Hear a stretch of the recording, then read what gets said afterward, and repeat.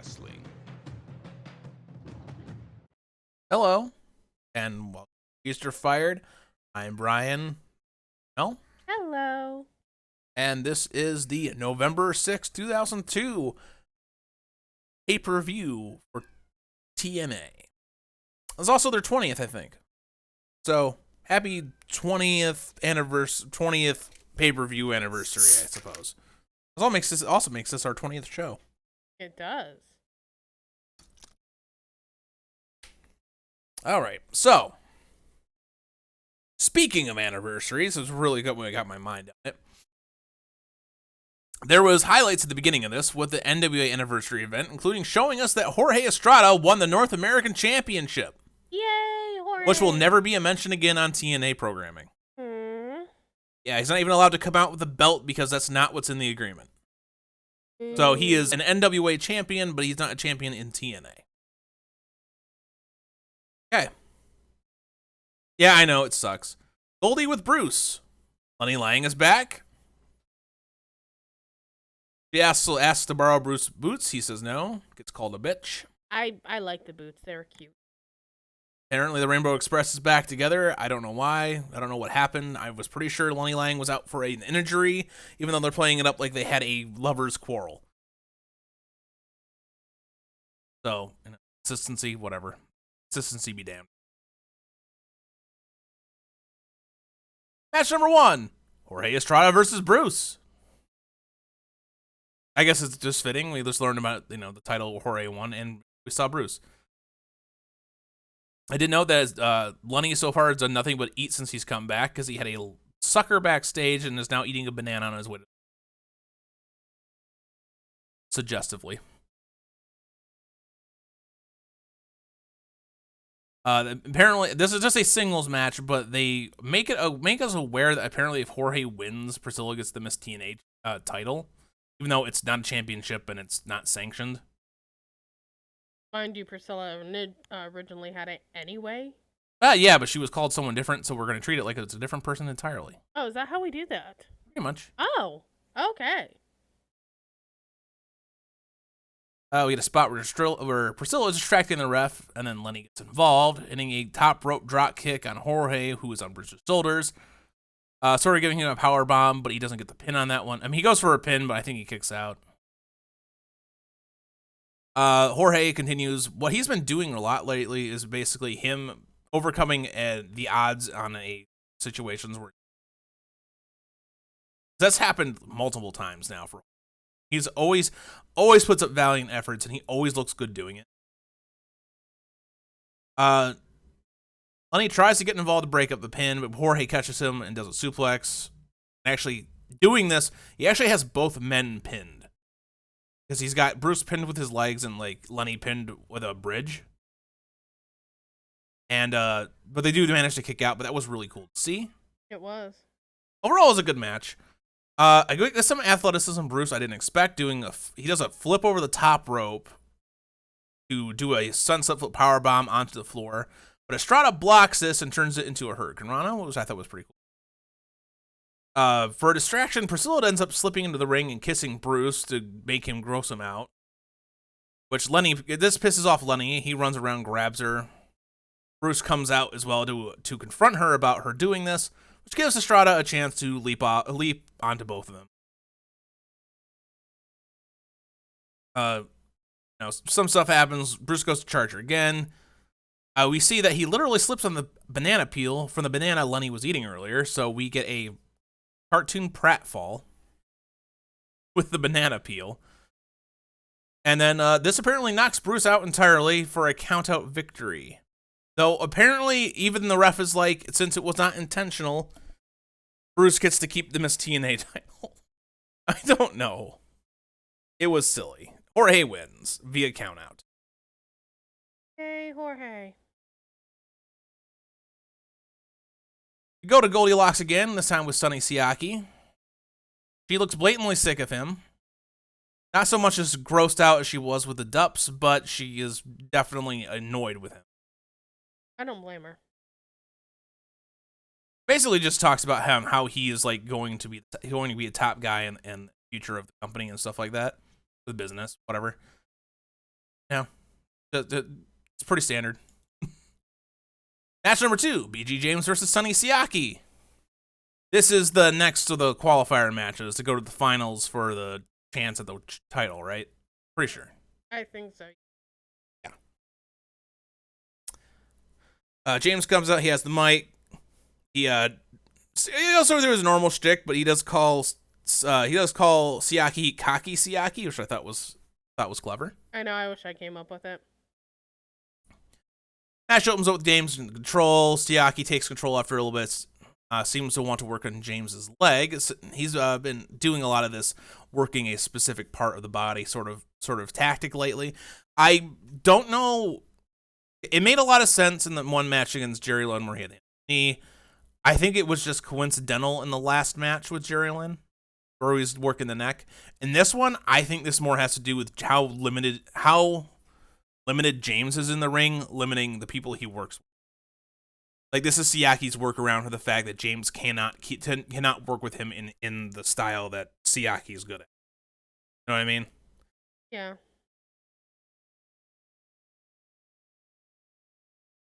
Siaki goes to climb the corner, but Lynn is down at the ringside and distracts Siaki. And then James gets a near fall. Thanks to this. Follow up a little bit, right? It's almost immediately after that, he gets a pump handle slam in the victory. I guess the momentum shift from the distraction was enough for James to get the victory. I don't like the fact that James won. Just for the fact that he has terrible match. He doesn't really have good matches. I don't want to watch him bring other people down. And I really don't think he should be I don't think James should be consistently beating guys who are clearly better than him. I understand he's a bigger name right now than someone like Sonny Siaki because he's got the WWE credit to him, but he's really not. I think he got a lot. I really do think BG James got where he was, part because his family is just so ingrained in the business, and partly just because he's friends with so many guys that were more popular. You know what I mean? Better. Him being okay, I really do think if he had never been in the New Age Outlaws and thus in DX, I don't think BG James would be. But since he was in that, he is something. And while I can say he's not that much different than Dusty Rhodes, there's a lot more. I think there's a lot more nuance and. I think there's a lot more nuance and character in the way Dusty Rhodes performed. And even though he was limited in his moveset as well, I do think, because, he was a big guy, not super athletic. But I still think the way he performed made it so much better than, James looks silly. You know what I mean? As silly as Sean Austin look like. No, because he doesn't look like a cartoon character. He just looks like a guy who should be embarrassed. You know what I mean? Are you picking? I don't know.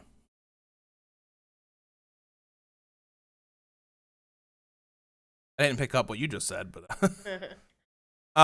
Goldie with AMW in the back. Harris says he isn't taking any more of this shit and he's done. He's going. There's a little bit of evil in him, and he's going to take that evil and run through the new church's burning carcasses.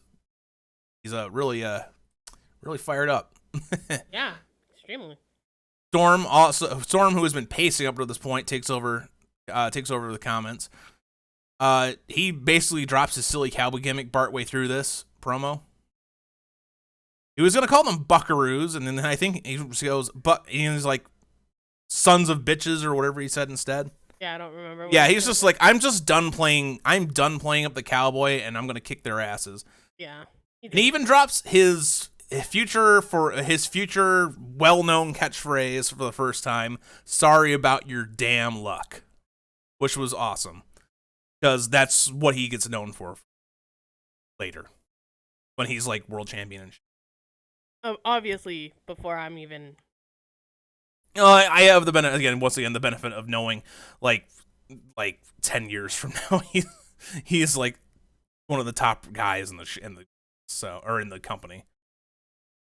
Yeah, unfortunately, I was not into wrestling I was Well, it's also around the time I was watching. fair enough. All right. Get a tag team championship match. Disciples of the New Church versus America's Most Wanted. Mitchell calls them ignorant ladies, and that his disciples will make them pay for their ignorance. And with the how things have been going for AMW, they just rush to the ring and start attacking. Even before they really get into the ring, Slash is already busted open and bleeding pretty heavily. And it's not as bad as something like Eddie Guerrero that one time he cut himself way too deep, but he was, still had a face covered in blood. Yeah. It seems like they're trying to play with the idea that their anger is causing them to lose focus. It gives Brian Lee a chance to swing the momentum back around in the favor of the New Church. During this, Mitchell actually gets a chance to use some sort of spike or something, starts trying to gouge Storm's head. He's cut open too, but it's nowhere near as bad. Like, I almost can't tell he's bleeding. You can see a little bit of red, but it's nowhere near as bad as Slash. We get some in-ring action. It's just some back and forth. There's a near victory that Mitchell's prevents, which allows Slash to nail Harris with a chair. But he fights out of, but he kicks out of that pin that follows that. Brian Lee does eventually use the spike on both guys and gets the New Church disqualified. AMW wins by disqualification, and then the New Church beats them down until security chases them off. Poor guys, man. Kind of we chose today to hurt you. Next time we'll get the belts. And that was like what the plan was here. It might have been an audible. They changed directions. Like, it looks like we can't get the belts today, so we're going to take this opportunity to make sure that next time you're weaker. Yeah. I think that was what the plan was. Or at least the plan as it changed. The plan as we failed the first time. Match 4, Brian Lawler versus 6-Pac. This is not one of those... I don't know how to describe this. It's more of a story match. Yeah. The match isn't so much about what's happening in the ring, more about what the story that's being surrounding the match. Because he comes out with April, makes her sit down. He's trying to act like, oh, I'm the nice guy, I'm a good type thing. When 6-Pac comes down, Lawler somehow sneaks up the side of the ramp and attacks 6-Pac from behind.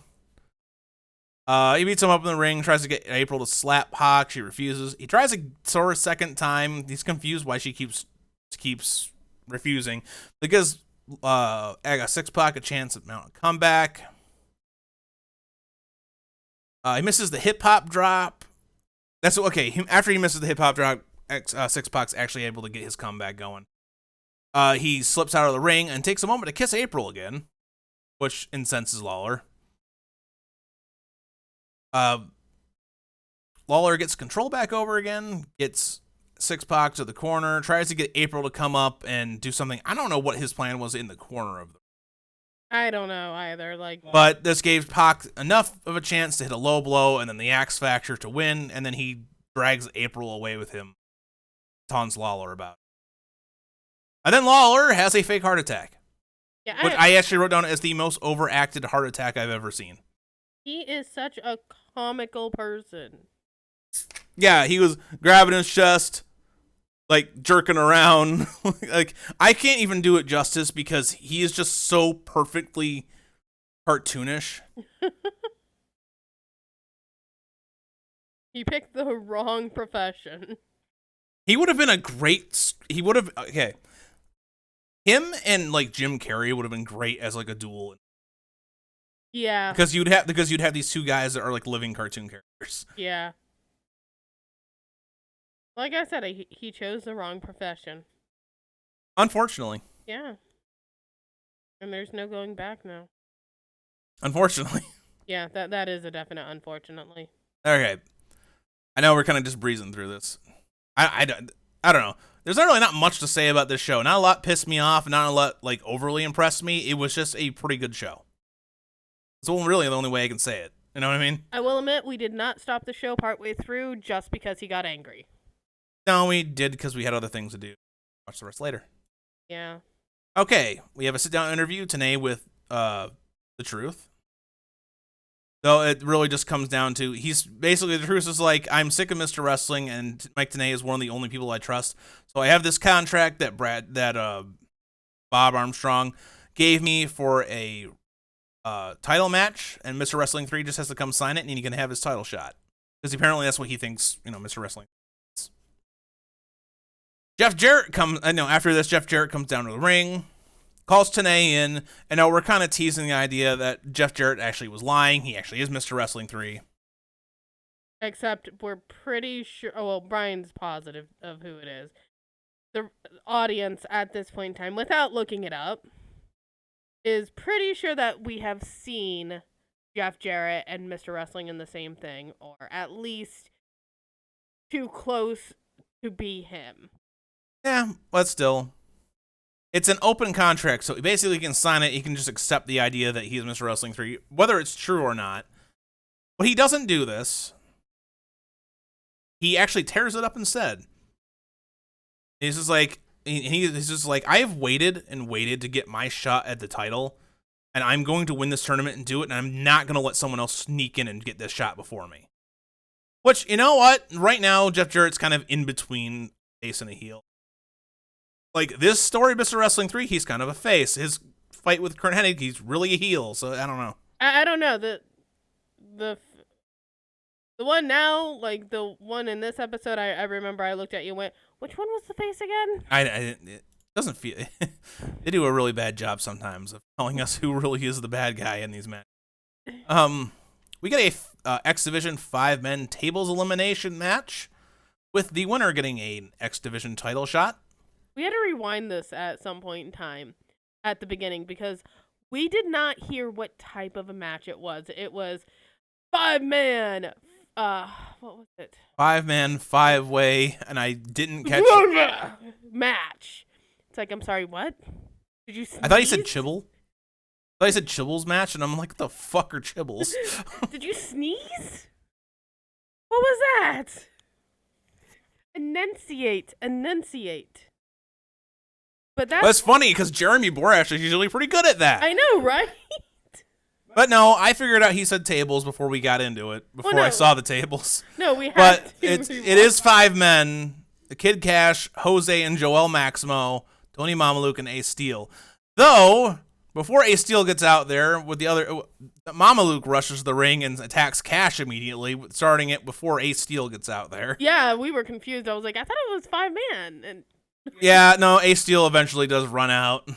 It's just like I don't know. I don't know if this is playing up the whole Mamaluke Cash kind of getting into it last time, almost seeming like they actually had real heat. I don't know. Yeah, I'm not sure because like I said when I say real heat, I mean they actually like were angry at each other and legitimately, not just like in storyline. Oh, okay. I just want to explain that when I say real heat. That's. I mean, who knows? They may be really angry. I don't know. We get everyone dives onto the pile spot. A spot where Cash stringers in the ring, and Steel was moving. He was supposed to hit. Steel was a target. He was moving. I don't know if he was out of position, but he just kind of gets tugged down by the shoulder. It was a really bad spot. Is this where like Kid Rock lookalike like vanishes for like 90% of the match? I don't know. He doesn't really vanish for the most of them. Okay, maybe not. 90. No, he doesn't. I just don't think you were paying that. I think it's harder with these multi-man matches, but let me just. Well, no, because he does. Just let me get through. Oh, I'm sorry. Did I? Because I don't even know what you're actually talking about. Because we'd have to watch it again and point out what you mean. Well, no, like he vanishes. I didn't notice that. He vanishes for a while, and I'm like, cause I don't think so. But that's just, whatever. I don't like nothing like that stood out to me. A lot of the times I'll be like, man, this person's not been in there in a while. I just like I guess I don't know. Maybe the match wasn't long enough for something like that to actually stand out to me. Maybe I don't know. Well, I kept asking other questions about the tables on top of it.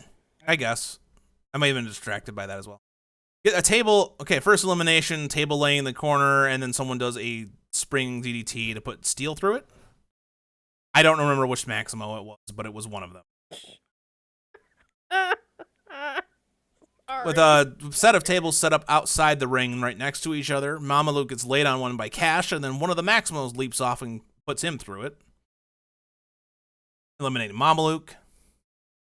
I did note in this match that the first broken table that Ace Steel went through just sitting in the corner while I've seen the others get pulled, where I've seen other broken tables get taken away by like staff. I don't know why that one's just sitting there in the ring. It seems dangerous to me. Well, that prompted one of my questions. I remember asking, this one didn't play into the match. No, it didn't. Like I thought it would. I asked, I was like, okay, so what if someone goes through that table again? Does that person get disqualified, or what's going on? My response was, I don't think so, because since it's already broken, I don't think you could count it.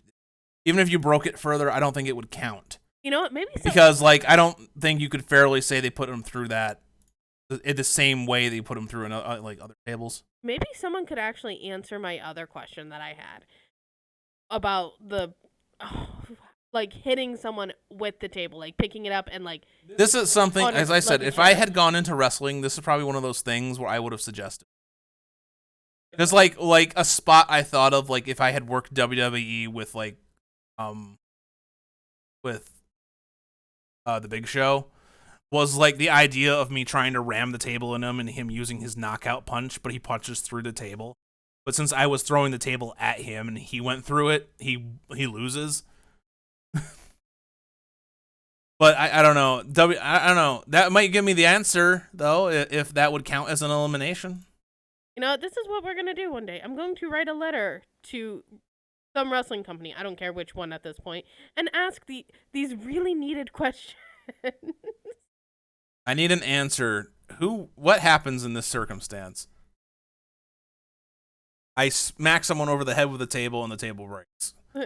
Is that a disqualification? Does that, in a tables match, would that win me the match? These are But you asked another question that did play into the. Yes, I did, and I was gonna. You asked if someone sent someone. If you asked if one guy sent another one into another guy and they both went through the table, if they would both be eliminated. Because at this point in time, we had both of the Maximos. Yes. Okay, I know them as the Spanish. And the way I thought of it was, well, I could see maybe a situation where it's somehow like. He does a double Hurricane Rana or a double suplex on both the Maximos, and they both land side by side on a table and both go through. Maybe that would count. That's not what they did. No, it's not, and it was really weird. So this is one of the reasons why I'm not absolutely certain why this works, but I guess it did in this case. But one Maximo was on a table on the outside of the ring. The other was in the corner, and Cash comes up, hits an Hurricane Rana on the one in the corner, sends him flying, and he lands on his brother, and they both go through the table, and they counted as a double elimination, giving Cash the win. Which does answer that question. I suppose. I just think that's a really weird way to do it, because even though the other guy landed on the other one, on one of them, he didn't really go through the table. He put the other guy through the table. Yeah, I don't know. My idea was at one point in time. In my head, the one that was laying on the table should have been the one that was eliminated, and the other one should have still been in the match. But that's just my opinion. At one point in time, and I thought this was a good idea, and this is kind of where my question came in. It was like he had two tables side by side, and then like someone took one of the other tables. One way I know absolutely for certain I would count it is if you had. One guy, you had two tables side by side, but you had one guy laying on each table, and then you leaped off and went through onto both of them, and they both went through their own individual table. That would absolutely definitely count. That brings me into another question. And you know what? I'm fine with this as long as we don't have a spot later where someone does something similar, but only one of them get eliminated. That brings me into another question that I just now thought of. As long as they keep it consistent, I don't care. Yeah. What if you do a move that said person moves on the table and you go through the table yourself? No one launched you into the table outside of yourself. I don't know how. I'm not sure if they've ever done that. These questions are important, people. Well, the reason they may have never, the reason I'm curious if they've ever done that though, is because doing that creates a problem that I don't know if there's an easy solution for, so it's easier to just not do it. Fair enough. Well, like, what if someone accidentally like misses the spot or something like that? Like, Well, if it's an accident, that's one thing.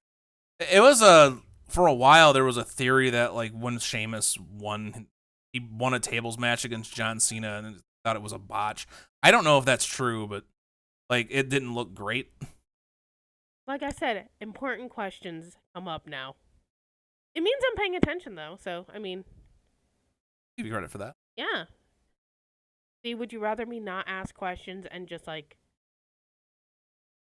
maybe be paying attention? Because I know that you're like, are you even paying attention? Well, I see you on your phone, it's hard for me to know.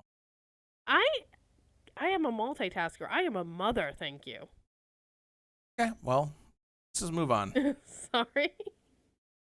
Ouch. Okay. Jeff Jarrett, match 6 of the night. Jeff Jarrett versus Curt Hennig. This is a grudge match as opposed to last week where it was a qualifier for the world title shot. I kind of thought this was a qualifier. I was No, confused. it's just it's a rematch from a qualifier. Oh, okay. Thank you. I was confused. That is now just a grudge match. I was confused because I was like, why is he fighting again? Like, why is he going against someone he already went to the qualifier with? But yeah. Because they have reason to fight again. Outside of the Qualifier. Yeah. All right, Jarrett comes out, he gets the mic, says no one's seen Hennig in the building today. Basically, he demands start the match, count him out, give me the win. Hennig appears out of the crowd in street clothes. Apparently that's why no one has seen him. No one recognized Curt Hennig's face. I think I would. You know, his little chipmunk cheeks. He's not that distinct of a man, apparently.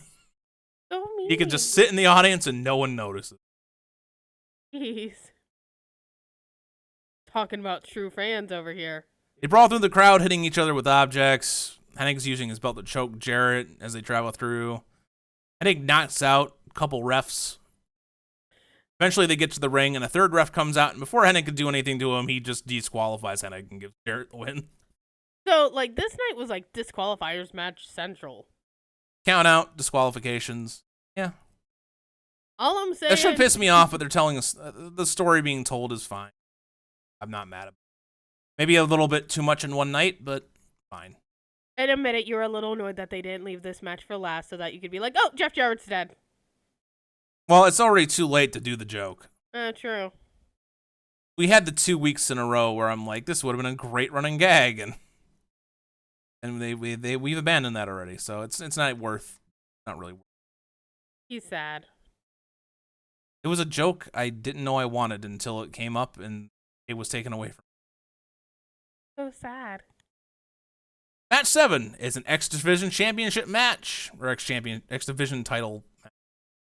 It's such a weird title name. For the title. That's all we need to know. Lynn versus Styles, regular match. Basically, I don't even know what to say about this match. We've seen these two so much. It's good work. It's just their usual stuff. All I know is that they were talking to each other like before the match even started, and like we were joking about it, like saying that they wanted to go out for ice cream, and that's what they were talking about. Yeah. And now that's headcanon. That they're just such good friends that that's what they talk about. It starts very slow, some chain wrestling and hold trading. Basically turns into a story of the two guys being so familiar with each other, they're trying to figure out a way to overcome and outplay the other's moves. That they're, we get a Styles Clash attempt, but he can't hook Lynn in, so he actually turns it into a sort of Boston Crab type submission, which I thought was a neat little change. Little thing we haven't seen him do before. Coming near the end, Lynn bashes Styles and Plumtree's heads together, and he hits a package pile driver, but we get a kick out from that. Siaki comes out. Another near fall, but this time Siaki stops the victory by pulling the ref out of the ring, costing Lynn a win in that particular instance. I have it written as Plumtree sticks a table in the corner, but it actually was a chair, so I don't know why I wrote table. Because I had tables on the mind. Yeah, probably. Which Lynn gets rammed face first into, but he still manages to kick out of that. Immediately follows up with a style clash, but another kick out. The story here being like, he's been through this before. He's fighting with everything he's got. He's come overcoming the odds. Get a series of reversals and close falls. And then we get a series. Then we get a series of reversals that goes for the Styles Clash, goes for another thing, blah blah blah. Lynn finally hits the Pax pile driver and gets the victory, and he's now the 2-time X Division champion, Jerry Lynn, but has never actually lost the title. Yay, Jerry Lynn! Just like Batista, second time he became champion, he had never lost the title at that point. You mean Drax? Yeah. Okay. See, I know people's pressed.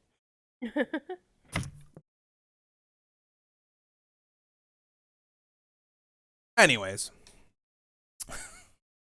since we're just barreling through this, even though we've actually been going for a half hour. As I said, there's nothing I can complain about in this. As I said, some things may have been too much for some people. I was fine with it tonight because I was fine with the stories being told. Ultimately, it was whatever. I'm gonna give this a feast. I was entertained. We had some really good matches. Nothing spectacular. There are definitely spectacular moments in some shows. This show didn't have anything spectacular, but it was solid. It had everything. It had everything it needed for me to be entertained and not want to stop watching. That's true. Unfortunately, I got really tired. If this was a weekly Impact, it would have been a really good weekly Impact.